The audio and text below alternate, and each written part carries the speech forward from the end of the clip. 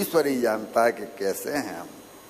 इसलिए आज पंपा सरोवर पर भागम भाग मची हुई है। तो उसने पूछ लिया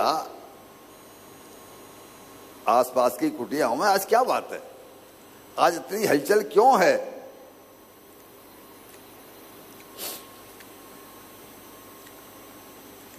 संत बोले कि भगवान राम लक्ष्मण के साथ इसी ओर आ रहे हैं। सबरी समझ गई कि गुरुजी जो कह के गए थे तेरे पास आएंगे, लगता है आज मेरा जीवन सफल हो गया। खुशी के मारे उसके नेत्रों से मेघ मल्हार बहने लगी। क्योंकि भैया जी, बहनों, बहुओं, बेटियों, ब्रह्म और प्रेम एक ही है, ये दोनों अलग अलग नहीं है। ब्रह्म आ रहा है, इधर प्रेम से प्रेमाश्रु बहने लगे। भगवान और भक्त में अरे अंतर करोगे आप, भगवान में और भक्त में अंतर करोगे तो इस श्लोक का क्या अर्थ निकालोगे कि भक्त भक्त भगवंत गुरु चतुर नाम बपू एक। भक्त आया कि नहीं आया इसमें? भक्त और भगवंत को जब एक कहा गया तो उसका क्या अर्थ निकालोगे? भक्त उस लेवल का हो जिससे भगवान अपने बगल में बैठा सकें।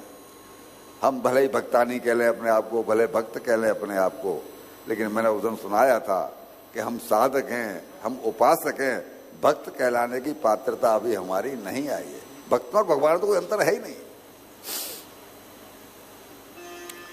आली गाया है ना, वृंदावन के संतों ने गाया ना, आली रस की रीत निराली। आली रस की रीत निराली, प्याली भरे न खाली।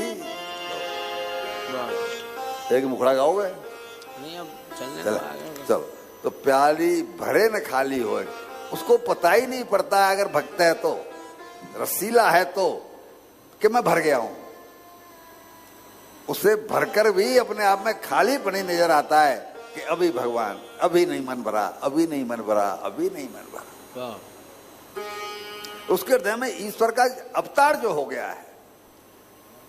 अपने पुत्र को 8 साल का 6 साल का हो तो माँ का हृदय कभी उसके भरता है क्या? उसको देख करके कभी भरता है क्या? आत्मा है भगवान हमारी, पुत्र कौन है? आत्मस्वरूप। इसलिए नहीं भरता।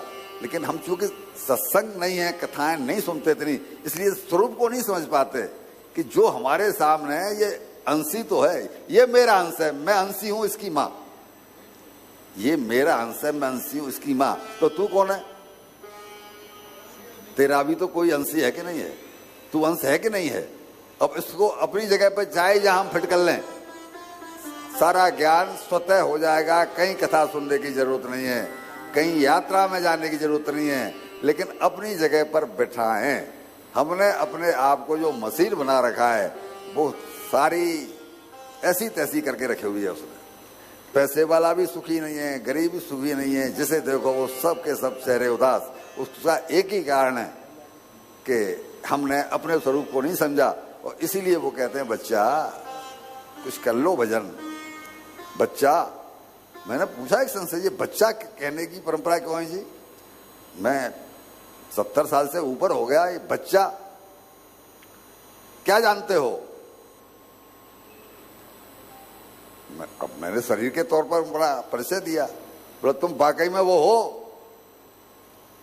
अब जाके आंख खुली, अब जाके आंख खुले कि तो जो ये चाहते हैं कि मैं तो आत्मा हूं, मैं शरीर नहीं हूं, शरीर तो जैसे लायक एक वस्त्र, तब जाके बोला हाँ अब कहलाओगे मनुष्य। अभी तक तो बच्चा ही थे। कोई कुछ बिना किसी उद्देश्य के नहीं कहते वो, चूंकि उसके हृदय में ईश्वर का अवतार हो चुका था, इसलिए वह अपनी सुधबुद्धि भूल गई। जो मैंने कल सुनाया था, जब मैं थी तब हर नहीं, अवर हैं मैना, प्रेम गली अति सांकरी, जा मैं दोन समा। अगर भगवान को स्थान दे दिया, फिर आपसे कोई कहे कि ये मत करो, भगवान की तरफ मत चलो, बहुत सास से कहे कि माताजी वृद्ध हो गई हो, यहीं सुन लो, वरना मैं जाऊंगी, मेरा इंतजाम कर दे, मैं जाऊंगी, मैं सत्संग में, कथा में, दर्शन में जाऊंगी। बहू को भले ही युवावस्था हो, अगर भगवान से प्रेम हो जाए, सास कितना भी मना करे कि देख तेरी ननद आ रही है, तेरा ये आ रहा है, तेरा वो आ रहा है, मत जा, लेकिन वो कहेगी कि मुझे इस काम में मत रोका करो, आपकी सेवा शुश्रूषा में कोई कमी नहीं रहेगी, मैं जाऊंगी, समय से आ जाऊंगी, लेकिन मेरी प्रियता को मत खंडित करो। वो रोकेगी नहीं। और जब प्रभु राम पहुंचे,